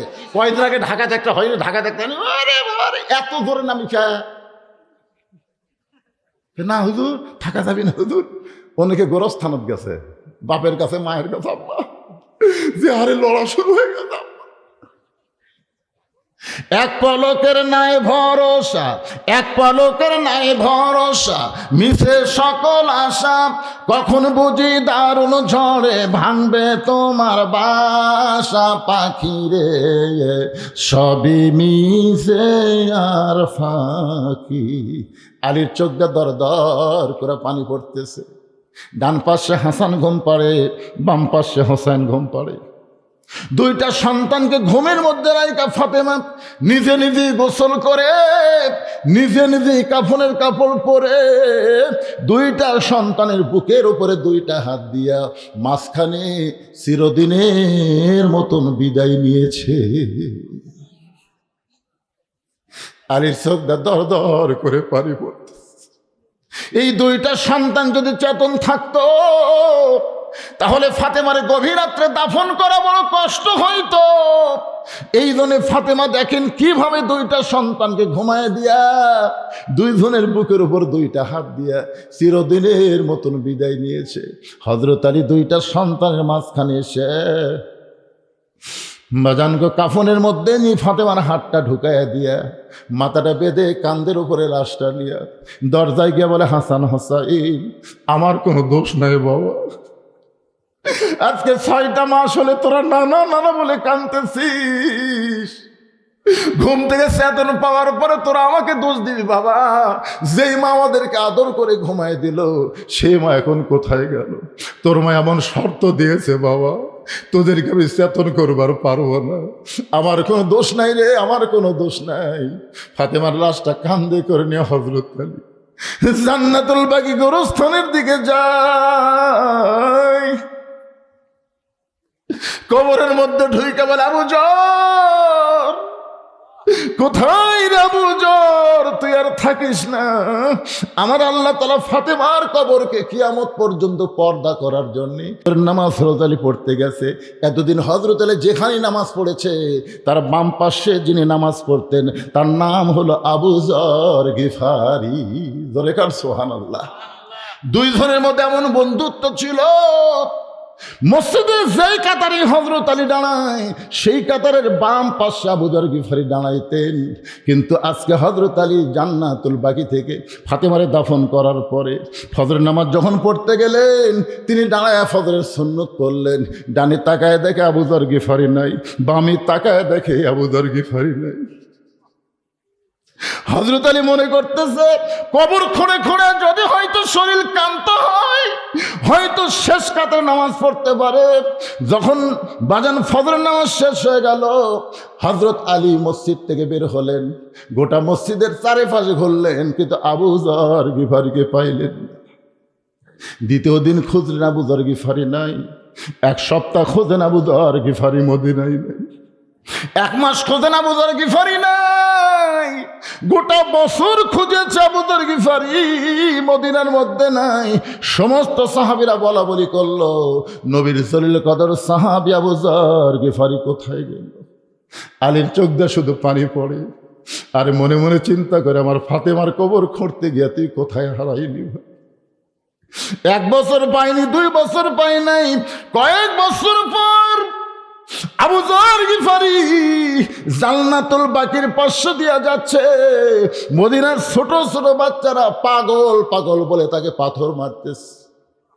হযরত আলী প্রতিদিনের মতন আবু যরকে খুঁজতে এসে দেখে কতগুলো বাচ্চা কারে যেন পাথর মারে। কে রে পাগল মদিনায়? এক দৌড়ে গিয়ে সামনে দাঁড়ায় তাকায় দেখে আবু যর গিফারি পাগল হয়ে মদিনায় ফেরত আইছে। হযরত আলী ডাক দে, আবু যর, গভীর রাত্রে হাসান হোসেনের মায়ের কবর ঘুরতে গেলি ভাই? কবর ঘুরে তুই কোথায় পালাইছিলি? কয়েক বছর ধরে তুই খুঁজতেছি, মসজিদের ভিতরে, মসজিদের বারান্দায়, জান্নাতুল বাকির পাশে তোরে খুঁজে পাই নাই। তুই কোথায় গেছিলি পাগল রে? তুই কোথায় গেছিলি আমার দোস্ত রে, বন্ধু রে? চিৎকার দিয়ে যখন বারবার বলতেছে, আবু যর গিফারি কোনোই কথা বলে না, কি যেন বলবার চাই, নড়ে কিন্তু কথা প্রকাশ পায় না। হযরত আলী একটা দেওয়া করে বুকের মধ্যে বলে, আবু যর তোর জবানকে আল্লাহ বন্ধ করে দিয়েছে, কথা বল। সঙ্গে সঙ্গে আবু যর একটা কথাই বলে, কবর কবর কবর কবর। 3-4 বার বলে পড়ে গেছে। হযরত আলী লক্ষ্য করে দেখে আর নাই রে। আবু যর গিফারী চিরদিনের মতো বিদায় নিয়েছে। আবু যর গিফারীর মাথাখানা উরাতের উপরে নিয়ে হযরত আলী যখন বসে আছে, এমন সময় সাহাবীরা এসে বলে, আলী ভাই, কে তোমার কোলের মধ্যে মাথা দিয়া ঘুমায়? আলী বলতেছে, আয় আয়, সবাই তাকায় দেখ, নবীর জলিল কদর সাহাবী আবু যর শুধু কবর কবর কবর বলে দুনিয়া থেকে বিদায় নেয়। সমস্ত সাহাবী হাঁটু গেড়ে বসে বলে, আলী, এই কবর কি রে, এই কবর কি? আজকে যারা গোরস্থানের মাহফিল আইছেন ভাইজান, যতই বাড়ি গাড়ি সহায় সম্পত্তি করে, আমাদের সবাইকে কবরে যাইতে হবে। দুনিয়াতে বহু টাকা খরচ করে যেই বাড়ি তৈরি করছেন, ওই বাড়িতে আপনি থাকতে পারবেন না। আর মৃত্যুর পরে যে গোরস্থানে যাবেন, রাসূল বলেছেন 50,000 বছর আপনাকে থাকা লাগবে। গোরস্থানের একটু মাটি বায়না করে রাখ, কখন যেন আসতে পারে তোমার মরণেরই ডাক। এই কবরের কথা শুনে যাদের চোখ পানি ভিজে গেল, একটু কান্না যাদের চোখে আইলো, আমি তাদের সবাইকে বলবো, জীবনের শেষ দান মনে করে এই গোরস্থানের উন্নয়ন কল্পে আপনাদেরকে একটু দেওয়া লাগবে। ভাই, দিবেন? কারা কারা দিবেন? আল্লাহকে একটু হাত দেখান তো। 10 পারেন, 20 পারেন, 50 পারেন, 100 পারেন, যে যা পারেন আল্লাহর হস্তে দান করবেন। যাদের বাপ মা, হাত নামান, এই ব্যাগ নিয়ে যাও, রুমাল নিয়ে যাও, ভিতরে যাও। যাদের বাপ মা কবরে গেছে, 5-10টা মিনিট আমি টাইম দিলাম, এরপর আবার ইন্না লিল্লাহর উপর বাকি কথা হবে। তারপর আপনাদের নিয়ে আখিরি মোনাজাত করতে চাই। বলার সঙ্গে সঙ্গে একজন যুবক 1000 টাকা দান করেছে। আল্লাহ তার দানকে কবুল করেন, আল্লাহুম্মা আমিন। আপনাদের যাদের বাপ মা কবরে গেছে, যাদের বাপ মা কবরে গেছে, আমি তাদেরকে বলবো, একটা কোরআন শরীফ বাবদ 500 টাকা গোরস্থান উন্নতি কল্পে দান করবেন। আল্লাহ এই কোরআন দানের কছিলায় আপনার বাপ মার কবরকে যেন আল্লাহ জান্নাত বানায় দেয়। আল্লাহর একজন বান্দা 100 টাকা দান করেছে, আর একজন 100 টাকা দান করেছে। আল্লাহ দানকে কবুল করেন। আল্লাহ তোমার একজন বান্দাকে দিল, আপনি দিলেন 1000 টাকা, 2টা কোরআন শরীফ বাবদ করছে দান। আল্লাহ দানকে কবুল করে জান্নাত ঘরের মালিক বানান। এই এরা যাচ্ছে নাকি? যাচ্ছে? এরা কি আপনাকে লোক? আচ্ছা, ধরো গামছা, ধরো ভিতরে গামছা, ধরো ধরো, সবাই দিবে। জীবনের শেষ দান মনে করবেন আজকের দান হয়তো আমাদের জীবনের শেষ দান হতে পারে। আল্লাহর হস্তে সবাই দানে অংশগ্রহণ করবেন। বাবার জন্য দোয়া চাই। আমার এক ভাই 500 টাকা দান করেছে, আল্লাহ দানকে কবুল করেন। আর একজন, জি, আল্লাহ কবুল করুক, আল্লাহুম্মা আমিন। 500 টাকা দান করছে, আল্লাহ আপনি কবুল করেন। এর মধ্যে কি আছে রে বা, কি আছে? কয় হাজার? আল্লাহর নাম আমি তো চোখ দেখি না, চশমা ছাড়া।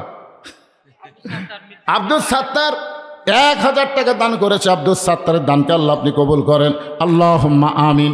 আল্লাহ তোমার একজন বান্দা একটা কোরআন শরীফ বাবদ বাপ মার জন্যে 500 টাকা দান করছে, আল্লাহ কবুল করেন। আর একজন দান করেছে 500 টাকা, আর একজন দান করেছে, আল্লাহ তোমার বান্দা 200 টাকা দান করেছে, আল্লাহ দানকে কবুল করেন, আল্লাহুম্মা আমিন। আব্বার জন্য দোয়া চাই। ছেলে কত দিয়েছেন বাবা?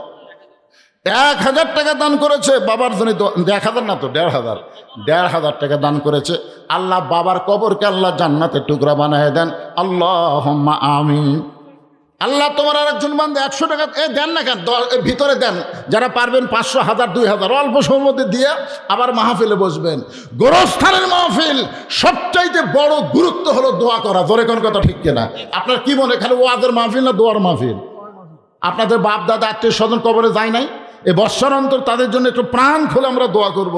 এ দোয়া বাদ দিয়ে কেউ যাওয়ার চেষ্টা করবেন না ভাই। আপনি যদি বাপ মায়ের দোয়া, দাদা দিদি দোয়া না করে চলে যান, আপনিও মরে দেখেন, আপনার নাতি নাতনির সন্তান সন্ততি আপনার জন্য দোয়া করবে। প্রবাসী আব্দুল মুন্নাফ তার বাপ মায়ের জন্য দোয়া চাই। প্রবাসী আব্দুল মান্নাফ তার বাপ মার জন্য দোয়া চাই। 10,000 টাকা নগদে করছে দান, আল্লাহ তার দান কবুল করেন। আল্লাহ নেক নিয়ত নেক আশা করাক, আল্লাহুম্মা আমিন। মোহাম্মদ জহুরুল ইসলাম বাপ মার জন্য 2000 টাকা দান করেছে। আল্লাহ তার দানকে কবুল করেন। আল্লাহুম্মা আমিন। আমিনো আমিনো আল্লাহ আমিনো। দানকারীর জন্য হও তুমি জান্নাতের জামিন। সুজন মিস্ত্রি সুজন মিস্ত্রি মিনার নির্মাণ করে মিনার নির্বাচন করে দিচ্ছে। নির্মাণ স্যার হ্যাঁ? নির্মাণ করছে মিনার নির্মাণ করছে ওই যে টাইলস লাগাইছে মিস্ত্রি। ও সুজন মিস্ত্রি যিনি মিনার নির্মাণ করে দিয়েছেন। 2000 টাকা গোরস্থান উন্নতি কল্পে করছে। দেন আপনজন যদি কবরে যায়, এই দানের ওসিলায় আল্লাহ তাদের কবর জান্নাতের টুকরা বানায় দেন। আর একজন আল্লাহর বান্দা 500 টাকা দান করছে। আল্লাহ কবুল করেন, কবুল করো, কবুল করো। মোদের কামনা দানকারীকে দিবেন জান্নাত, আল্লাহ নিরাশ করবেন না। কবিরগঞ্জের জামাই মিলন 5000 টাকা। দবিরগঞ্জের জামাই মিলন 5000 টাকা দান করেছে। কার জন্য দোয়া চায়? বাপ মার জন্য দোয়া চাইয়া আল্লাহ 5000 টাকা দান করেছে। আল্লাহ তার দানকে কবুল করেন।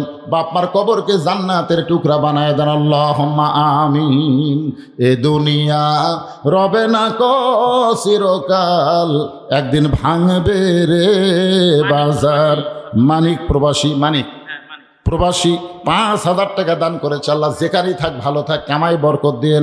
আপনজন যারা কবরে গেছে দানের ওসিলায় তাদের কবরকে জান্নাতের টুকরা বানায় দেন। জোরে বলে আল্লাহুম্মা আমিন।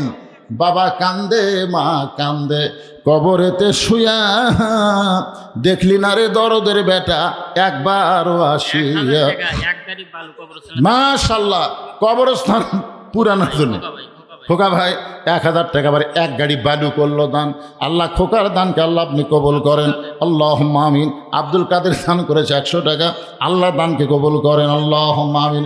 একটু সবাই আল্লাহর জিকির করি, লা ইলাহা ইল্লাল্লাহ।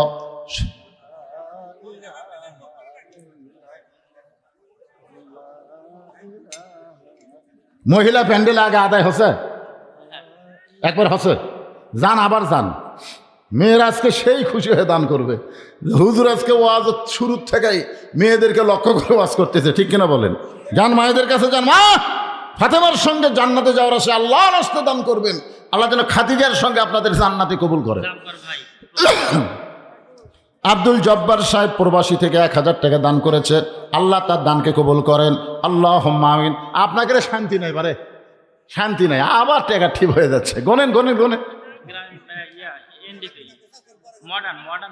মডার্ন থেকে আল্লাহর একজন বান্দা 520 টাকা দান করছে। আল্লাহ দানকে কবুল করেন। আল্লাহুম্মা আমিন।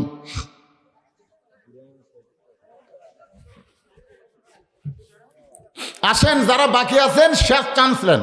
শেষ ভালো যার সব ভালো তার। আল্লাহর একজন বান্দা 500 টাকা দান করছে। আল্লাহ কবুল করেন। আগেও দিয়েছে, আবার দান করতেছে, বারবার দান করতেছে। আল্লাহ এই দানগুলোকে জান্নাতের বিনিময়ে কবুল করে নাও আল্লাহ। হয় আর গোনার দরকার নেই, ব্যাগত তোলেন। অনেক টাকা, অনেক টাকা আল্লাহর বান্দার আবার দান করলো। আমি মনে করছিলাম আগেই সব দেওয়া শেষ, এই জন্য আপনাদের কাছে হাত তুলে নিলাম যে গামছার মধ্যে ব্যাগের মধ্যে যেন কিছু পাওয়া যায়। কিন্তু টেবিলে তো অনেক টাকা। মাশাআল্লাহ। কবরস্থানে কি কি কাজ বাকি আছে? কাজ কি সব হয়ে গেছে? আসলেই তাই। বাড়ির গেট করে কোনো লাভ নাই। কবরস্থানের সাইজ দেখে জনগণ যেন মনে করে কব্বরই ভালো রে। বাড়ি সাইজা লাভ নাই ভাই জান, যেখানে থাকার গ্যারান্টি নাই। আর এখানে আসার পরে 50,000 বছর কম করে হলে আপনার থাকাই লাগবে। তাহলে সেই জায়গাটা সুন্দর করার দরকার আছে না নাই? কথা বলেন। আমরা কোনো মাজার তৈরি করতেছি না, আমরা কবরের চারিপাশ দেওয়াল দিব, প্রাচীর দিব, গেট সাজাবো। ধরে কোন ঠিক কিনা? হ্যাঁ, যেন জনগণ দেখে বোঝে না এলাকার লোকের মরার পরেও শান্তির চিন্তা আছে। গোরস্থানের কেশিয়ারের কথা বলে তো সভাপতির কথা মনে হয়ে গেল। তাহলে সভাপতিকে ও আপনি সভাপতি না, আমি মনে করছি আপনি মাহফিল। আচ্ছা ঠিক আছে, আগে দিয়ে দিছে। হ্যাঁ, এই কেশিয়ার সাহেব কত দিলেন এখানে? কেশিয়ার সাহেব, এই কেশিয়ার কে রে? ও মাশাআল্লাহ মাশাআল্লাহ, যা দিছে আলহামদুলিল্লাহ। দানের ব্যাপারে চাপাচাপি করা ঠিক না। 3000 টাকা দিছে, বেসাইজা দান হলো। লসিমন গ্রুপ, লসিমন চালায়, তারা দিচ্ছে 8000 টাকা। লিল্লাহে তাকবীর। আল্লাহু আকবার। নসিমন চলায়, নসিমন চলায়। এরকে ব্রেক খুবই দুর্বল, বুঝছেন? এরা 8000 টাকা দান করেছে। আমরা দোয়া করব রোডের কাছেই নসিমন চলে, তো সমস্ত বিপদ আপদ অ্যাক্সিডেন্টের হাত থেকে আল্লাহ নসিমনগুলোকে হেফাজত করুক, ধরে কর আমিন। 8,000 টাকা দান করেছে, আল্লাহ তাদের দান কবুল করেন। কবুল করো, কবুল করো। মোদের কামনা দানকারকে দিবেন জান্নাত, আল্লাহ নিরাশ করবেন না। মায়েরা আপনারাও দান করবেন, মায়েদের মধ্যে বিশ্বস্ত লোক পাঠাবেন, বিশ্বাস করে এমন লোককে মেয়েদের মধ্যে পাঠিয়ে দিবেন। জিহাদ 1 মণ ধান। ধানও আদায় হয়, মাশাআল্লাহ। জিহাদ 1 মণ ধান দান করছে, আল্লাহ দানকে কবুল করে। আপনাদের সব জমি তো পুকুর বানাচ্ছেন, এদিকে তো যখন রাত্রেবেলা ওয়াজ করে যায়, হায় হায়, মনে হচ্ছে এত বাতি জ্বলতেছে, বিল আর বিল নাই, সব মাছের চাষ হয়ে গেছে। তারপরে ধান দিচ্ছেন, মাছ দিলেন না, আপনারা মাছ দিবেন বছরে। সভাপতি দিছে, কেশিয়ার দিল। তাসলিমা শ্বশুর শাশুড়ির জন্য তাসলিমা শ্বশুর শাশুড়ির জন্য একজন মা 1,000 টাকা দান করছে। আল্লাহ শ্বশুর শাশুড়ির প্রতি কি ভালোবাসা দেখছেন। এখনকার বউগুলো দজ্জাল হয়ে গেছে, আর বউটা শ্বশুর শাশুড়ি মারা গেছে, তাদের রুহের মাগফিরাতে 1,000 টাকা দান করেছে। আল্লাহ কবুল করো, ধরে কারণ আমিন। তাসলিমার স্বামীকে আমি বলতেছি, আপনি ধন্য এমন একটা বউ পাওয়ার জন্য, ঠিক না? বাপ মায়ের জন্য দান করেনি, শ্বশুর শাশুড়ির জন্য দান করছে। এরকম বউ পাওয়া হলো ভাগ্যের ব্যাপার। এখন আসেন বাকি আলোচনা করেন। আপনাদের নিয়ে আমি একটু আখেরে মোনাজাত করতে চাই, সবাই একটু জিকির করেন লা ইলাহা ইল্লাল্লাহ, লা ইলাহা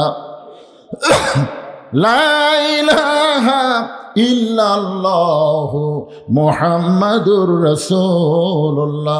আল্লাহ বলেছেন ওয়ালা তামুতুন্না ইল্লা ওয়া আনতুম মুসলিমুন, মুসলমান না হয়ে তোমরা কেউ মরিও না। আমরা মুসলমান যদি মরতে চাই তাহলে শুধু কোরআনের ওয়াজ শুনলে হবে না, আল্লাহর কোরআনকে জায়গা মতো নিয়ে যাওয়া লাগবে, ধরে কোন ঠিক কিনা? এই কোরআনের মাহফিলে এই জায়গায় যদি কোরআন থাকে, আপনারা বক্তা ওয়াজ করবে, আপনারা শুনবেন, হাসির ওয়াজ করলে হাসবেন, কান্নার ওয়াজ করলে কানবেন। আগামীকাল চাষটলে গল্প হলো, একটা ওয়াজ হলো রে হাসি কান্নার ওয়াজ, এর বেশি কিছু আমরা পাবো না। আর এই কোরআন যদি জায়গা মতো যায় তাহলে শুধু ওয়াজ হবে না, কোরআনের কারণে গোটা সমাজ পরিবর্তন হবে। জোরে বলেন কথা ঠিক? তাহলে মুসলমান হয়ে যদি আমরা মরতে চাই, আপনারা বলেন তো, মুসলমান তো রক্ষা করতে গেলে 1 নম্বর যে ইবাদত লাগবে, সেই ইবাদতটা ওয়াজ দেওয়া হবে না। এখানে রাসূল বলেছেন লা সলাতা লা দীনা, যার নামাজ নাই তার কোনো ধর্মই নাই। আমি যতই নামাজের ওয়াজ করি, আপনারা হয়তো ওয়াজ শুনে নামাজ পড়বেন না, কারণ 13 বছর নবী মক্কায় দাওয়াত দিয়েছেন। যখন নবী নামাজ পাইছেন তখন নবুয়তের 10ম বৎসর। নবী কিন্তু নবুয়তের 10ম বৎসরে 5 ওয়াক্ত নামাজ পাইলেন। নামাজ পাওয়ার পরেও নবী 3 বছর মক্কায় ছিলেন। আল্লাহ রাসূল বলে, আল্লাহ যতবার আপনি নামাজের কথা বলেছেন প্রত্যেকবারই বলেছেন আকিমুস সালাত, নামাজ কায়েম করো। কিন্তু আমরা গোপনে গোপনে নামাজ পড়তেছি। দাদা নামাজ পড়ে, নাতি নামাজ পড়ে না, স্বামী নামাজ পড়ে, বউ নামাজ পড়ে না, আবার বউ যদি নামাজ পড়ে স্বামী নামাজ পড়ে না। চামড়া ঢিল হলে আল্লাহর সাথে মিল দেয়, এরকম নামাজ পড়ে তো কাম হবে না। আপনি বলেছেন আকিমুস সালাত, নামাজ কায়েম করো, কিন্তু নামাজ তো মক্কায় কায়েম করা যায় না। আল্লাহ বলে, হাবিব, যেই দেশের নেতা থাকবে আবু জেহেল আর আপনার মতন ইমাম হবে, ওই দেশে মানুষ নামাজ পড়তে পারবে কিন্তু নামাজ কায়েম হবে না। যিনি ইমাম হবে তাকেই নেতা হওয়া লাগবে। এখন নেতা মানে কি বুঝতেছেন? আমাকে একজন মোবাইল করে বলতে, হুজুর ইমামের দাড়ি যদি 1 মুষ্টির নিচে হয় তার পাশে নামাজ হবে? তা আমি কইলাম, ভাই আপনি ইমামের দাড়ি 1 মুষ্টির নিচে কেমনি বুঝলেন? আপনি কি মুঠ দিয়ে লাফিয়েছেন? না হুজুর, আন্দাজ করছি। কারণ ইমাম যখন খুতবা দেয় ওর দাড়ি লড়ে, তো তখন আমি মুঠ দিয়ে চিন্তা করলাম ওর দাড়ি মনে হয় 1 মুষ্টির কম হবে। তা আমি কইলাম, আপনার দাড়ির খবর কি? আমার নাই। চিন্তা করেন, ইমামের দাড়ি যদি 1 মুষ্টির নিচে হয় তাহলে তার পাশে নামাজ হবে কিনা, এই নিয়ে ফতোয়া চাচ্ছে। আর আমাদের বাংলাদেশের এক নেতা আর এক নেতাকে জাতীয় ইমাম ঘোষণা দিয়েছে। ধরে কোন কথা ঠিক কিনা? আপনারা বলেন তো, যাকে জাতীয় ইমাম করেছে, জাতীয় নেতা করলে আমাদের আপত্তি নেই, কিন্তু যখন ইমাম কওয়ার দাবি তখন তো সমস্যা আছে। সবাই মুখের দিকে তাকাবি, তাকায় দেখবে কে রে, দাড়ি নাই, মোছো নাই, ই জাতীয় নেতা হওয়ার পরে, কিন্তু ইমাম তো হওয়ার পারবে না। আপনারা বলেন তো, মরদ মানুষের দাড়ি মোছ না থাকা লক্ষণ ভালো? বাবার মন খারাপ করিস না বাবা। কি মনে করতেছেন? এক মেয়ে আমাকে মোবাইল করে বলে, হুজুর আমার স্বামী এত সুন্দর, আমার স্বামী নিয়ে যখন বাইরে যাই রাস্তার মেয়েরা খালি আমার স্বামীর দিকে তাকা থাকে, এটা আমার খুব খারাপ লাগে। তেমন কোনো দোয়া আছে হুজুর যে দোয়া পড়ে ফুঁক দিলে আমার স্বামীর মুখের দিকেও তাকাবি না? আমি বললাম, মা দোয়া না দাওয়া লাগবে, দাওয়া। তখন বলে, হুজুর কি দাওয়া? আমি বললাম, তোমার স্বামী চাচা বানাও। যেই কষি চাচা আমি বুঝবার পারেনি, রাগ করে হুজুর কি কইলেন? আলেম মানুষ এটা কি কইলেন? আমি আরে পাগলা, তো চাচা কবার কইনি, তো চাচা বানাবার কষি। তোর স্বামী এখন ভাইয়ের মতন, ভাইয়ের মতন দেখা যাচ্ছে। আর হাত পাও ধরে চাচা বানাতো, হাত পাও ধরে খালু খালু করে এখন দাড়ি 4 আঙ্গুল হসে। বউ প্র্যাকটিস করার জন্য স্বামীগুলা রাস্তাত বাড়াছে, একটা মেয়েও আর স্বামীর দিকে তাকায় না। কেউ যদি তাকায় সালাম দে, বলে চাচা কেমন আছেন? বউ কই জাকিরি, আজ থেকে আমার স্বামী যখন চাচা কছে আমার আর সন্দেহ নেই। একটা মরদ মানুষ মরদের মতন হওয়া লাগবে। কি কথা কোন ঠিক কিনা? এক স্বামী প্রতিদিনই 2 দিন পর পরে মোষ কামায়, দাড়ি কামায়। এই চেহারা দেখে বউয়ের খুবই মন খারাপ। বউ একদিন বলতেছে, আসেন তো ঘরের মধ্যে একটা খেলা দেখায়। স্বামী বলে, কি খেলাকে? আসেন। স্বামী লিয়ে গেছে ড্রেসিং রুমের সামনে, যা বলতে, দেখেন আপনার চেহারা আর আমার ঢপ একই সাইজ। আপনার দাড়ি মোছ নাই, আমারও দাড়ি মোছ নাই। আল্লাহ যদি আমার দাড়ি মোছ দিত। বউ যেই কইছে আল্লাহ যদি আমার দাড়ি মোছ দিত। এই পাগলি, মেয়ে মানুষের কোনোদিন দাড়ি মোছ হয়? বউ কয়, এই পাগলা, মরদ মানুষ কোনোদিন দাড়ি মোছ চাঁচা হয়? এমন ডোজ দেওয়া দিছে, আসলে তারা দাড়ি মোছ কামায়, ওরকে ঢপ আর মেয়ে মানুষের সাইজ একই সাইজ। কথা কন না কেন ভাইরা? তাহলে একটা ইমামের যদি দাড়ি খোঁজো, জাতীয় ইমামের দাড়ির দরকার আছে না নাই? বাংলার মুসলমান সেই দিন তাদেরকে জাতীয় ইমাম মানবে যেদিন মাঠে ময়দানে নেতৃত্ব দিবে, আবার মসজিদের ইমামতি করতে পারবে। আল্লাহ বলে, হাবিব নামাজ যদি কায়েম করতে চান তাহলে আবু জেহেল নেতা, আপনি ইমাম হলে হবে না, আপনাকেই ইমাম হওয়া লাগবে, আবার নেতা হওয়া লাগবে। বর্তমানে মক্কায় সেই পরিবেশ নেই, অবশ্যই আপনাকে নামাজ কায়েমের পরিবেশ দেওয়া হবে। হিজরত করার পরে নবী যখন মদিনায় গেলেন, ওই সময় নবী শুধু নবী ছিলেন না, নবী মদিনার রাষ্ট্রপতি হলেন। আল্লাহ বললেন, আল্লাযীনা ইম্মাক্কান্নাহুম ফিল আরদ, মুসলমানের মধ্যে কাউকে যখন ক্ষমতার চেয়ার দেওয়া হবে, তার 1 নম্বর দায়িত্ব হলো আকামুস সালাত, নামাজ কায়েম করা। বাংলাদেশে যদি নামাজ কায়েম হয়, আমরা মুসলমান হয়ে মরতে পারবো। জোরে কোন কথা ঠিক কিনা? আপনি যখন কবরে যাবেন, আপনাকে 1 নম্বর প্রশ্ন করবে, মান রব্বুকা, তোর রবকে? আপনি কবর যাবেন, অতই সোজা। রবের আইন মানেননি, রবের কথা শোনেননি, আজান দিলে ব্যাকা হয়ে আরেক দিকে গেছেন।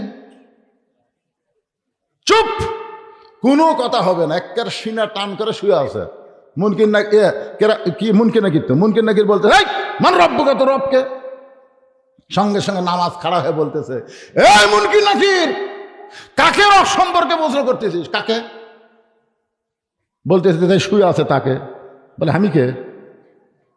মুনকির নাকির, কে ভাই? আমি নামাজ রে পাগলা, তুই তাকে রব সম্পর্কে প্রশ্ন করতেছিস? ওই মসজিদে যাই নিয়ত বান্দাই বলেছে আলহামদুলিল্লাহি রব্বিল আলামিন। রুকুর থেকে সেজদায় গিয়ে এই লোকটা বলছে সুবহান রাব্বিয়াল আযীম, সেজদাত গেলে সুবহান রাব্বিয়াল আলা।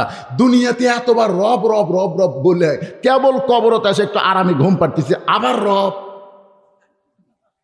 এতবার রব রব বলে আবার রব।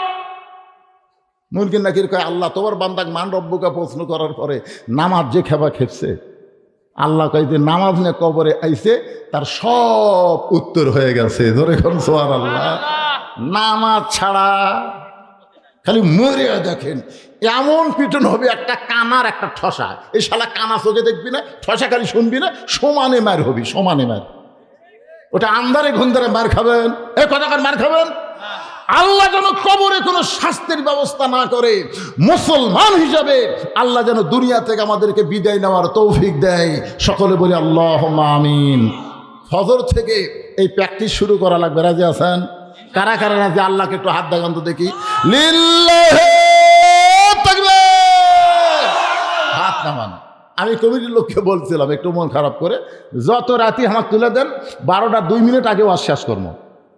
কিন্তু এখানে আসার পরে আপনাকে চেহারা দিকে চাপাচাপি বসা দেখে, দাঁড়ায় থাকা মানুষ দেখে আমার ভিতরে একটু মহব্বতি হয়ে গেল, যার কারণে আর ঘড়ির দিকে তাকাইনি। এখন তাকাই দেখি রাত 12:30 বাজলেন। কি করবেন কন? আজকে একটু দেরি হয়ে গেল, তারপরেও আপনাদের ঘুমের সময় অজু করবেন। ভাই শীত দেখে অজু বন্ধ করবেন না, আজকে অজু করে বিছনায় ঘুমানোর সময় আল্লাহুম্মা বিইসমিকা আমুতু ওয়া আহইয়া এই দোয়াটা পড়ে ঘুমায় যাবেন। প্রতি রাত্রে 6 ঘন্টা ঘুম পাড়ে যে শান্তি পাচ্ছেন, আজকে 3 ঘন্টার মধ্যে আল্লাহ এর চাইতে বেশি শান্তি দিবে। ফজরে আজান কানত পড়বে, কোনো আলসামি না করে ঠান্ডা পানিতে অজু করে মসজিদ দিকে যাবেন। ফেরেশতারা বলতেছে, আল্লাহ তোমার বান্দা এই ঠান্ডা পানি অজু করে মসজিদের দিকে যায়, রেজাল্ট কি? আল্লাহ বলতেছে, যদি আজকে বদরের যুদ্ধে ডাক পড়তো, যারা ফজর নামাজ পড়তে যাচ্ছে তারা বদরের যুদ্ধের সৈনিক হয়ে যেত। জোরে কান সুবহানাল্লাহ। এই জন্য সবাই ফজর পড়বো, আল্লাহ কবুল করুক। ইস্তেগফার পড়েন, আস্তাগফিরুল্লাহ রব্বি মিন কুল্লি জামবি ওয়া তুবু ইলাইহি, আস্তাগফিরুল্লাহ রব্বি মিন কুল্লি জামবি ওয়া তুবু ইলাইহি, লা হাওলা ওয়ালা কুওয়াতা ইল্লা বিল্লাহিল আলিয়্যিল আযীম। তাবারকও করছেন, এত লোকের আবার তবারক আছে, মাথা নষ্ট এবারে। আচ্ছা তাই তো মানুষ লড়তেছে না, কে তবারকের জন্য না ওয়াজের জন্য? আমি স্বপ্নেও জানি না এত গল্পেরা করলো, এটি যে তবারক আছে কথা আমাকে একবারও শুনাইনি। সুবহানাল্লাহ। যাক আলহামদুলিল্লাহ, আপনার তবারকের জন্য না, মন খারাপ করেন না। তবে আর একটা নিয়ত করছে, মোনাজাত চলবে, এদিকে তাবারক দেওয়া শুরু করবে। তবে আমি আপনাদের বলতেছি, শোনেন, আমি আপনাদের বলতেছি, সবচাইতে বড় তাবারকের নাম হলো মোনাজাত। সবচাইতে বড় তাবারকের নাম কি? আর দোয়াউ মুখুল ইবাদাহ, দোয়া হচ্ছে ইবাদতের মাথা। এখন মোনাজাত করার সময় কোনো কর্মে মিন শাররিল ওয়াসওয়াসিল খান্নাস, শয়তান ধোকা দিয়ে যদি তবারকের দিকে একবার চোখ যায়, মানে হাত তুলছেন না, যাবার পারে কি পারে না? কেরা আমার ধারত দিল, আমাকে দিবি না, এই মনে করে একবার তাকান, তাহলে সেরেক হবি আল্লাহর সাথে। আল্লাহ তবারক, আল্লাহ তবারক চলবে। তাহলে আপনারা কি মোনাজাতের আগে নেবেন না পরে নেবেন? এই পরে তবারক নেওয়ার সময় কারা কারা 2 প্যাকেট নেবেন? হাত তোলেন। তার মানে একজনও 2 প্যাকেট নেবেন না, যা পাবেন ধৈর্য ধরে হইচই না করে সবাই নেবেন। কারা কারা ধৈর্য নিয়ে নেবেন একটু আল্লাহর হাত দেখান। লিল্লাহি